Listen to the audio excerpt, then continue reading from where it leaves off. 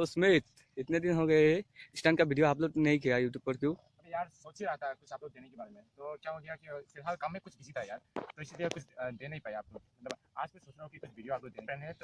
तो handshake guys. तो अभी मैं बता देता हूँ आप लोगों को ये कौन है। ये जैसे कि ये मेरा विशाल दास है उसका नाम। तो मेरा ये स्टंट का वीडियो देखिए, बहुत फिदा का वीडियो, और मेरा सब्सक्राइबर भी है ये।